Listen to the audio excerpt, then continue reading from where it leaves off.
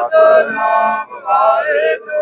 सतनाम वाहेगुरु। 7 महिन्यापासून उपोषण चालू आहे नांदेड जिल्ह्यामध्ये सिख समाजाच्या वतीने। गुरुद्वारा तख्त सचखंड श्री हजूर बोर्ड तख्त सचखंड यांच्या विरोधामध्ये आमचे जे जुने 1956 चे जे ऍक्ट होते त्याला बदलून त्याच्यामध्ये कलम 11 चे संशोधन करून महाराष्ट्र शासनाने आजपासून 15 वर्षापूर्वी आपले सरकारी पद याला करून आपले प्रशासक व सगळं गुरुद्वाराच्या सुविधाच्या संगतला व नांदेडच्या लोकांना लाभ न देता स्वतःसाठी त्याचा उपयोग करण्यासाठी महाराष्ट्र शासनाने 15 वर्षापासून नांदेड मध्ये गुरुद्वारामध्ये 1956 चे जुने ऍक्ट बदलून कलम 11 चे संशोधन करून डायरेक्ट अध्यक्ष पद आज 15 वर्षापासून इकडे पाठवत आहे। ते लोकशाहीवर अन्याय आहे व सिख समाजावर व देश विदेशातील येणाऱ्या स्थानिक जे आमचे गुरुद्वारा आहे हे इकडे सर्व धर्मियांची सेवा केली जाते।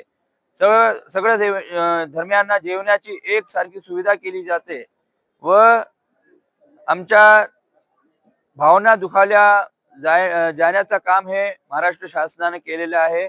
मी सगळ्यांना विनंती करतो, हे आतापर्यंत 1 महिना होऊन सुद्धा काही आम्हाला विचारपूस काही करण्यात आलेली नाही। मी एकनाथ शिंदे साहेब महाराष्ट्र राज्याचे उपमुख्यमंत्री व सर्व नांदेड जिल्ह्याचे नेते माननीय अशोकरावजी चव्हाण, माननीय हेमंतरावजी पाटील, आनंदरावजी बोंडारकरजी यांनी विधान भवनामध्ये प्रश्न पण मांडलेला आहे।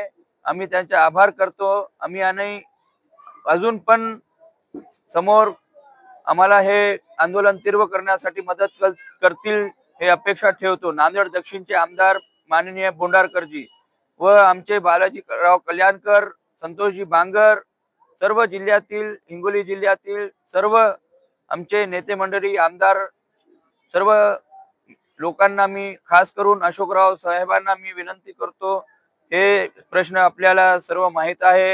याच्यामध्ये तुमचे आणि शीख समाजाचे नाते लई जवळून आहे, त्याची जाण ठेवून आणि 2008 मध्ये आपल्या मार्फत हे 2008 चे कार्यक्रम शांततेरीत्या सुव्यवस्थेच्या प्रमाणे शांत पार पडलेले आहे। तुम्हाला सगळं काही माहित आहे साहेब अशोकरावजी। तुम्ही